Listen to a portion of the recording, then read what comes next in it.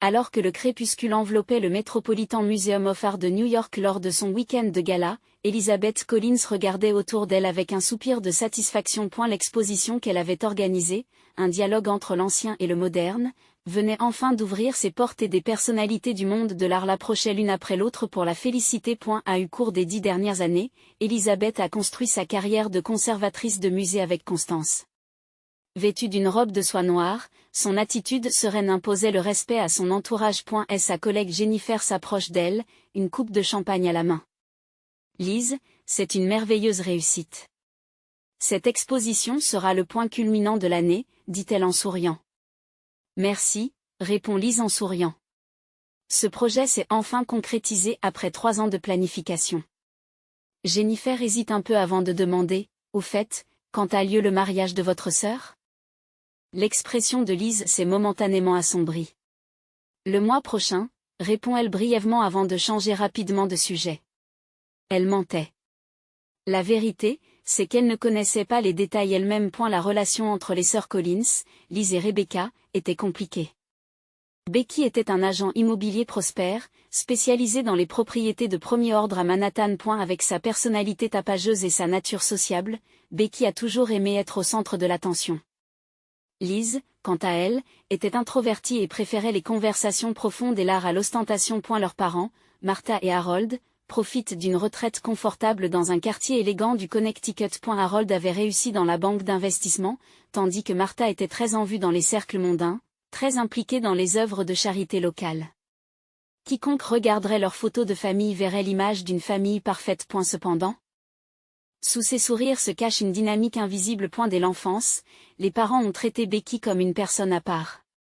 Sa vivacité, sa sociabilité et sa vulnérabilité occasionnelle ont déclenché leur instinct protecteur. Pendant ce temps, Liz était considérée comme l'irresponsable, l'enfant indépendante, et recevait rarement les mêmes marques d'affection.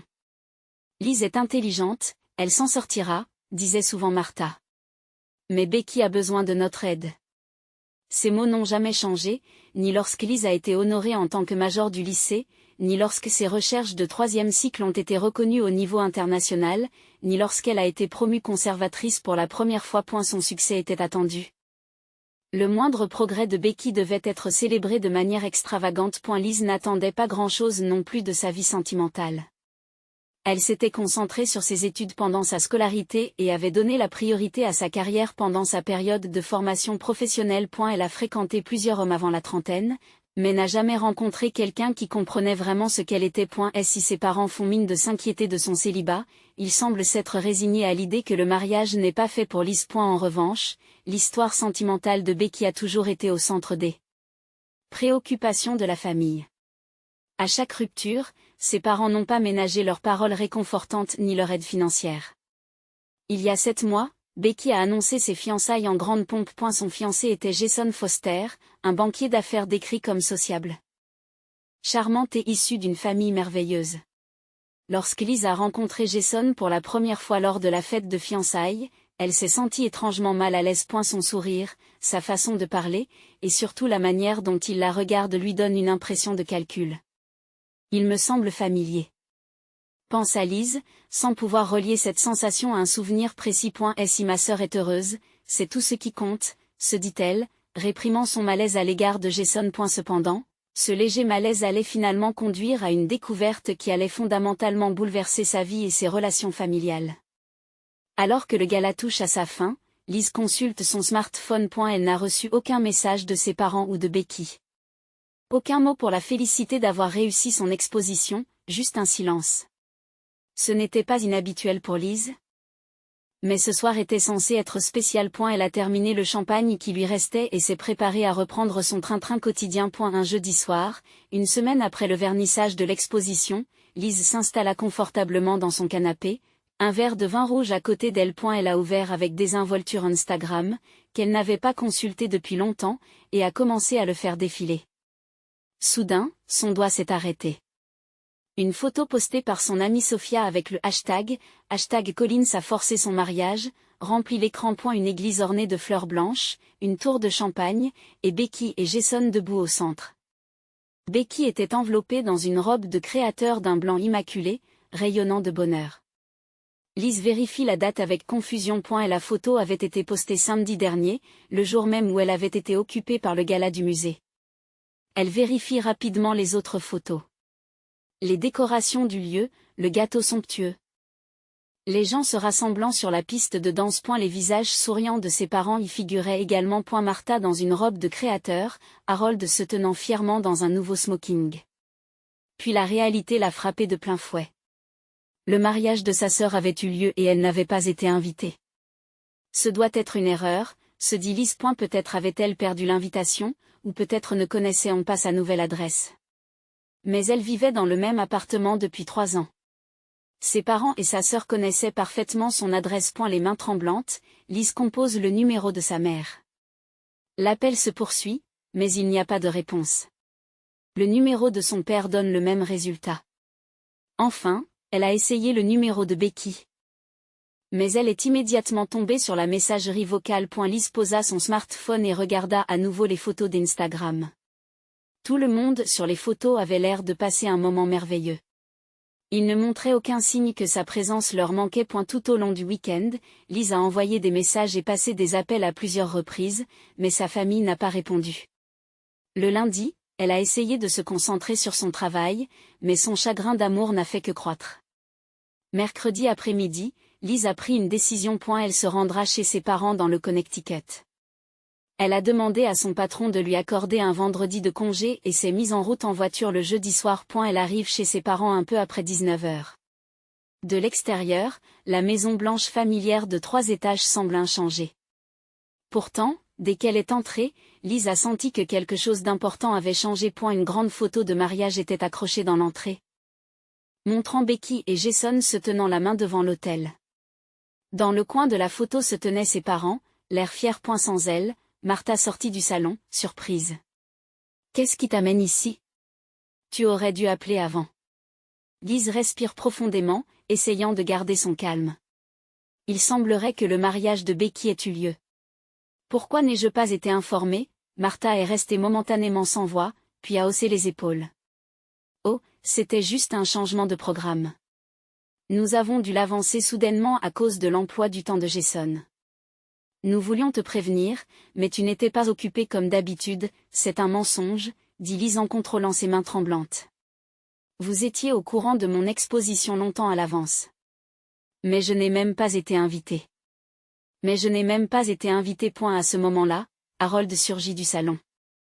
Son visage exprimait la confusion. Elisabeth, qu'est-ce qui t'amène ici si soudainement ? Papa. Pourquoi n'ai-je pas été invitée au mariage de Becky ? Lise répète sa question en regardant alternativement ses 2 parents. Un silence pesant envahit la pièce. Martha et Harold échangent des regards, se communiquant quelque chose. Finalement, Martha soupire. Je vais être honnête. En tant que célibataire, cela ne vous concernait pas, n'est-ce pas ? Nous ne t'avons pas invité parce que cela aurait été embarrassant. Ces mots furent comme un couteau dans la poitrine de Lise. Gênant ? Qu'est-ce qui aurait été gênant ? C'était le grand jour de Becky, dit Martha, ne cachant pas son irritation. La famille et les amis de Jason étaient tous des gens merveilleux, qui avaient tous réussi. On s'attendait à ce que tout le monde vienne en couple. Le fait que tu sois assise là, seule, célibataire et concentrée sur ta carrière, aurait mis tout le monde mal à l'aise. Lise est restée sans voix. Sa carrière, son indépendance et son existence même étaient-elles une source d'embarras pour sa famille ? Écoutez, il n'y a pas lieu de s'inquiéter, continua Martha.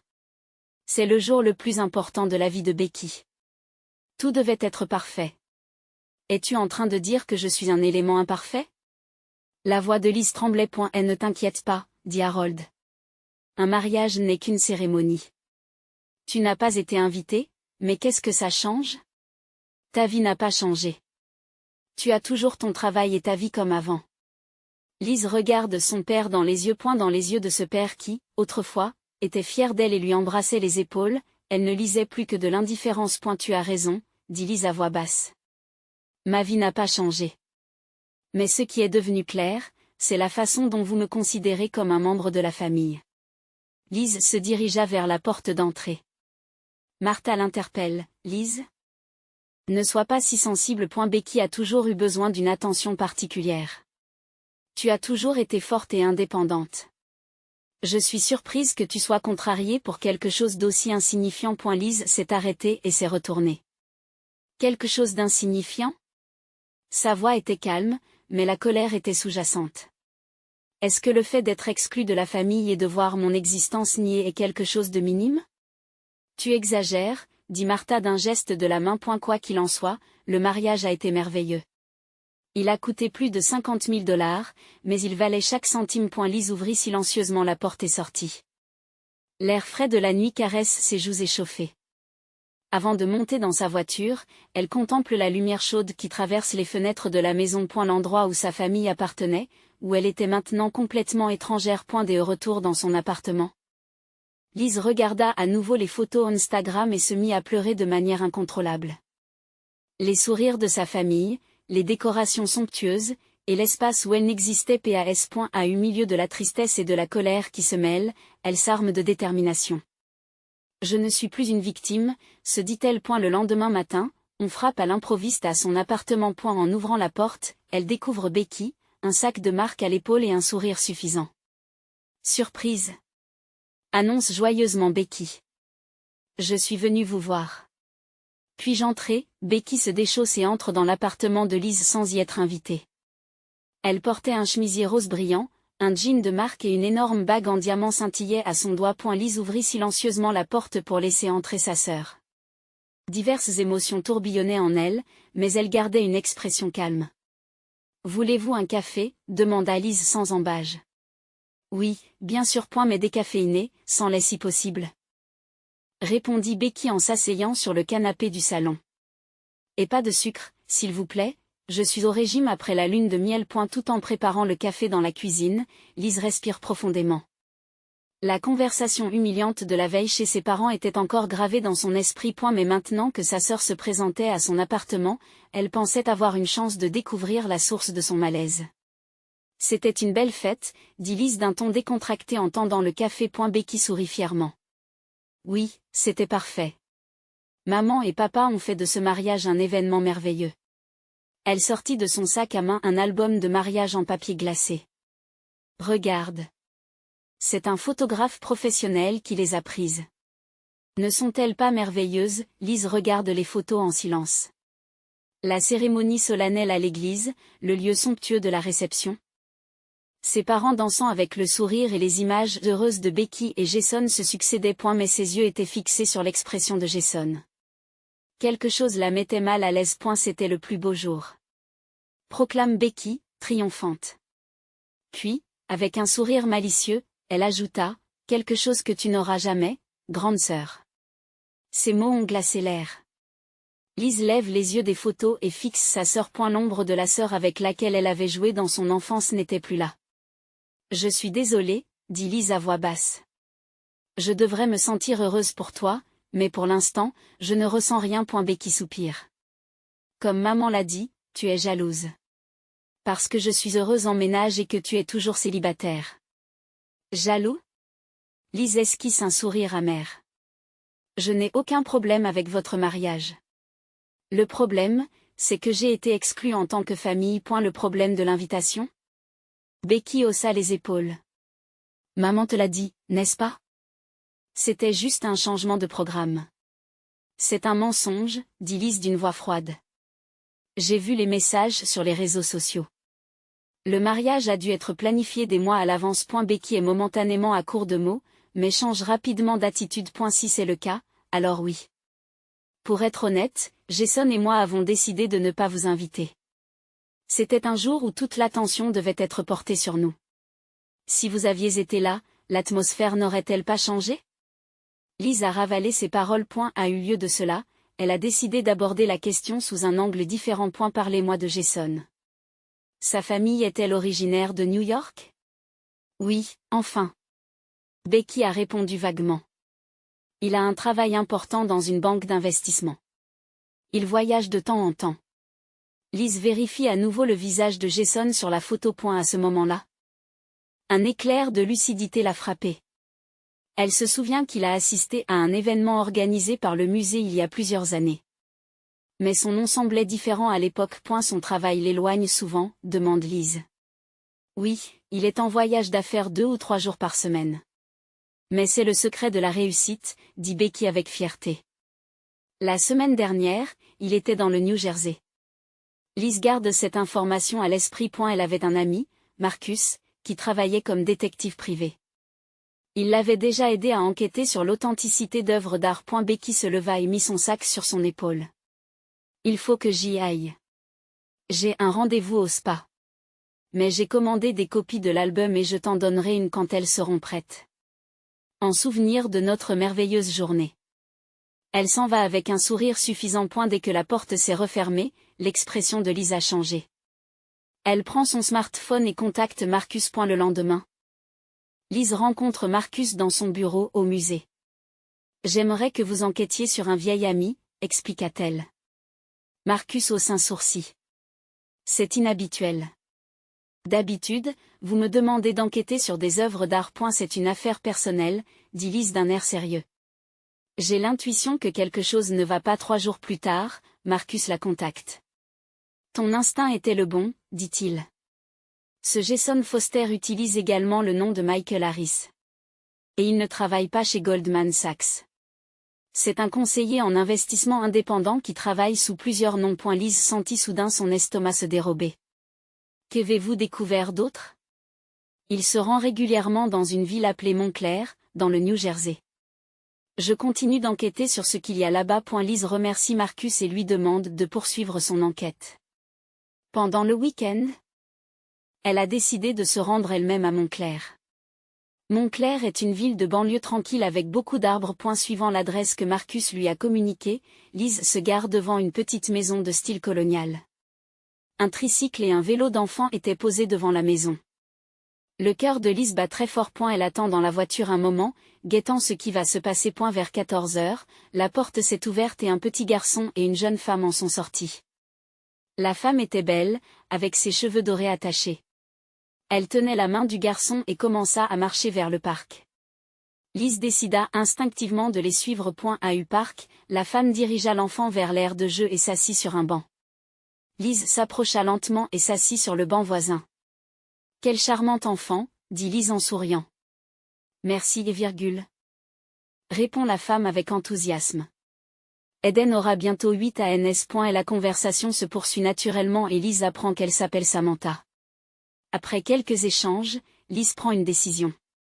En fait, j'ai quelque chose à vous demander à propos de votre mari, dit-elle lentement. À propos de Michael Harris. Le sourire de Samantha se figea. Qui êtes-vous? Sa voix était soudain pleine de méfiance. Je m'appelle Elizabeth Collins, répondit Liz tranquillement. La semaine dernière, ma sœur a épousé un homme nommé Jason Foster. Mais je crois qu'il pourrait être la même personne que votre mari, Michael Harris. Samantha pâlit et sort silencieusement un smartphone de son sac. Cet homme? Elle tourne l'écran vers Liz. Il y avait effectivement une photo de Jason. Oui, c'est lui, dit Liz d'une voix tremblante. Les larmes montent aux yeux de Samantha. Nous nous sommes mariés il y a 10 ans. Il a toujours dit qu'il avait beaucoup de voyages d'affaires à faire. S'étouffe Samantha. Les deux femmes ont passé un long moment à parler sur le banc du parc. Samantha montre à Liz leur certificat de mariage, l'acte de naissance de l'enfant et des photos de famille. Les preuves sont claires. Jason menait une double vie. Il disait toujours qu'il passait la moitié de la semaine à son bureau de New York, explique Samantha en pleurant.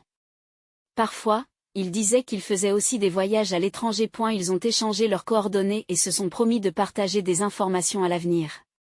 Liz a reçu de Samantha une copie d'une photo de famille. C'était une photo de la fête d'anniversaire d'Aidan, montrant Jason embrassant sa femme et son enfant. Cette photo a été prise le mois dernier, explique Samantha. Il ne nous a pas parlé de son mariage avec Becky. Il devait avoir l'intention de continuer sa double vie. Pendant le trajet de retour vers New York, le cœur de Liz est rempli d'émotions complexes. Colère, tristesse et inquiétude pour sa sœur. Elle sait qu'elle doit dire la vérité à Becky et à ses parents. Mais comment doit-elle s'y prendre? À son retour à l'appartement, comme prévu, elle reçoit un message de Becky. Je viendrai la voir demain. L'album de mariage est prêt. Liz respire profondément. Demain, Toute la vérité serait révélée. Elle posa les photos qu'elle avait reçues de Samantha sur la table et se prépara pour le lendemain. Le lendemain après-midi, Becky frappa à la porte de l'appartement de Liz, vêtue de lunettes de soleil glamour et d'une robe de créateur. Livraison, appela-t-elle joyeusement. Liz ouvre la porte et invite silencieusement sa sœur à entrer. Son expression était empreinte d'une détermination tranquille. Café ou vin? Le vin, c'est parfait aujourd'hui, répondit Becky avec enthousiasme. La vie de couple est ce qu'il y a de mieux. Jason est vraiment le mari parfait. Hier soir, il m'a préparé un dîner spécial. Tout en versant le vin dans les verres. Liz a remarqué les photos posées sur la table. Elles étaient encore dans une enveloppe. Voici notre album de mariage. Becky sort de son sac un luxueux album relié en cuir. Maman l'a commandé spécialement. J'en ai fait faire une copie pour toi aussi. Liz prit l'album et tourna tranquillement les pages. Des nombreux moments d'un mariage heureux ont été habilement composés. Et sur la dernière page, il y avait une grande photo de Jason embrassant Becky. Pouvez-vous m'en dire un peu plus sur votre mari? Demande Liz avec douceur. De Jason? Becky sourit fièrement. Il est diplômé de l'école de commerce de Harvard et a beaucoup de succès dans le secteur financier. Nous sommes sur le point d'acheter un appartement de luxe à Manhattan une fois qu'il aura touché sa prime. Elle voyage souvent? Oui, il est très occupé. Mais c'est la marque d'un homme qui réussit, n'est-ce pas? Dit Becky en se brossant les cheveux. Parfois, je me sens seule, mais c'est ça le mariage, non? Liz tend doucement la main vers l'enveloppe posée sur la table. Becky, il y a quelque chose que je voudrais te montrer. Qu'est-ce que tu veux? Un cadeau pour moi, dit Becky avec joie. Liz prit silencieusement une photo dans l'enveloppe et la posa sur la table. Elle montrait Jason embrassant une autre femme et un petit garçon, souriant devant un gâteau d'anniversaire. L'expression de Becky changea complètement. Son sourire s'est figé et son visage s'est vidé de ses couleurs. Qu'est-ce que c'est? Qu'est-ce que c'est que ça? Sa voix est rauque. Une photo prise le mois dernier, répond Liz à voix basse. À Montclair, dans le New Jersey. Elle est retouchée, dit Becky d'une voix tremblante. Info créée par quelqu'un. Quelqu'un qui essaie de piéger Jason. Non, dit Liz d'une voix calme mais ferme. C'est la réalité. Cette femme est Samantha Harris.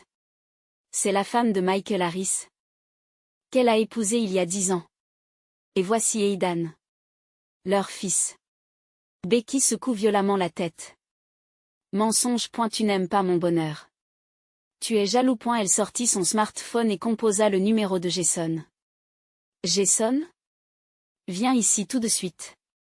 Je suis chez Liz. Elle dit des choses ridicules. À l'autre bout du fil, on entend la voix confuse de Jason. Becky raccroche. Il sera bientôt là. Alors tes mensonges seront dévoilés. Liz a sorti d'autres documents de l'enveloppe. Voici l'acte de mariage de Samantha et Michael Harris. Et voici l'acte de naissance d'Aidan Harris.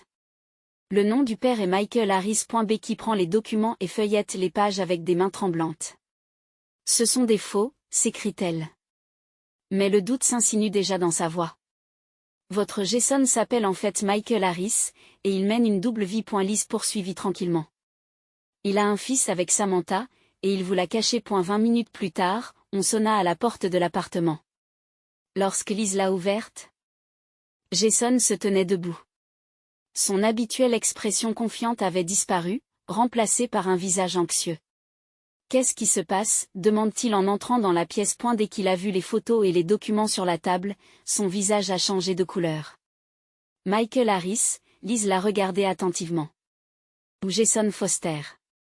Quel est ton vrai nom, Becky? C'est un malentendu, dit Jason à sa femme. Je ne peux pas l'expliquer. Explique, la voix de Becky était tremblante. Quelle est cette photo? Qui sont cette femme et cet enfant? Jason essuie sa sueur et commence à s'excuser. C'est ma sœur et son enfant. La photo est un peu ancienne. Liz sort son smartphone. J'ai rencontré Samantha hier. J'ai des messages et des enregistrements d'elle. Liz fait écouter l'enregistrement. La voix de Samantha résonna dans la pièce. Michael et moi nous sommes mariés en 2013. Elle m'a dit qu'il travaillait à New York la moitié de la semaine. Aidan est né en 2016, et Michael est un père merveilleux. Du moins quand il est à la maison. Le visage de Jason s'est vidé de ses couleurs. Becky, je peux t'expliquer. Becky lui a soudain tapé la joue de toutes ses forces. Une double vie pendant 10 ans? Tu as même un enfant? Des larmes de colère emplissent ses yeux. Qu'est-ce que notre mariage? Un mensonge, je t'aime vraiment, dit Jason désespérément. À une époque, mon entreprise a échoué et j'étais endetté. J'avais l'intention de mettre fin à ma relation avec Samantha. Envisager d'y mettre fin? La voix de Becky est devenue stridente.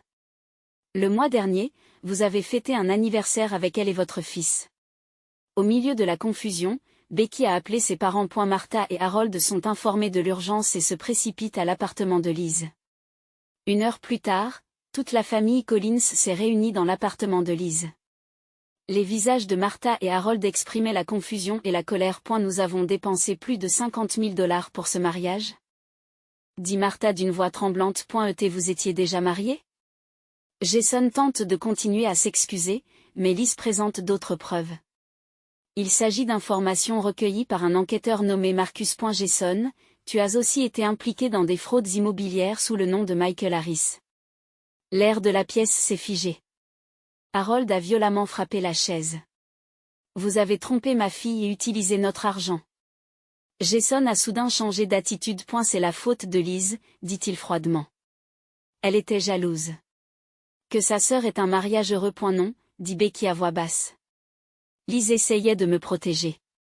Elle se tourne vers sa sœur. Je t'ai fait des choses terribles. Je ne t'ai pas invité au mariage. Je t'ai accusé d'être jalouse. Mais tu as bougé pour révéler la vérité. Martha et Harold regardèrent Liz avec des expressions de culpabilité. Nous te devons aussi des excuses, dit Martha, la voix étranglée. Jason se dirigea vers la sortie. Es-tu satisfaite maintenant? Vous avez rétabli les liens familiaux, dit-il d'un ton sarcastique. Mais n'oublie pas que je n'abandonne pas facilement. Cette affaire n'est pas terminée. Je vais vous dénoncer à la police, dit Liz calmement. Et aussi sur vos activités frauduleuses. Jason esquisse un sourire sinistre et quitte la pièce. Après que le silence eut envahi la pièce, Becky se mit à pleurer doucement. Liz n'hésite pas à prendre sa sœur dans ses bras. Nous t'avons toujours considérée comme acquise, dit enfin Martha. Tu as toujours été forte et indépendante. Mais ce n'est pas une raison pour t'exclure, poursuit Harold. Nous t'avions perdu en tant que famille. Et aujourd'hui, tu nous as montré ce que sont les vrais liens familiaux. Becky regarde Liz en pleurant. Tu as enquêté pour moi et tu as découvert la vérité. Malgré l'horrible sœur que j'ai été. Liz a souri. Tu es ma sœur. C'est une raison suffisante. Ce soir-là, la famille a passé un long moment à parler. Des blessures du passé. Des malentendus et des espoirs pour l'avenir. Les fissures dans la famille commençaient à se refermer. Dans la pire des situations, ils essayaient de redevenir unis. Un dimanche de printemps, 6 mois plus tard, les fleurs étaient en pleine floraison dans le jardin de la maison de ses parents dans le Connecticut. Assise sur la terrasse, Liz contemple le jardin que son père a cultivé avec tant de soin. Voici votre thé, dit Martha, une tasse chaude à la main. Son attitude avait perdu l'arrogance d'autrefois, remplacée par la douceur. Merci, maman, sourit Liz en acceptant la tasse. Martha s'assit à côté de sa fille et respira profondément. J'ai réfléchi à beaucoup de choses au cours de ces 6 mois, dit-elle lentement. Surtout à quel point j'ai été injuste avec toi. Liz prit la main de sa mère. Nous faisons tous des erreurs. Tu as toujours répondu à nos attentes? Poursuivit Martha. Nous avons pris cela pour acquis. En utilisant ta force comme une raison pour ignorer tes sentiments. La porte de la terrasse s'ouvrit et Becky apparut. Elle ne portait pas les vêtements voyants d'avant, mais un simple chemisier et un jean. Son visage a retrouvé une expression sereine.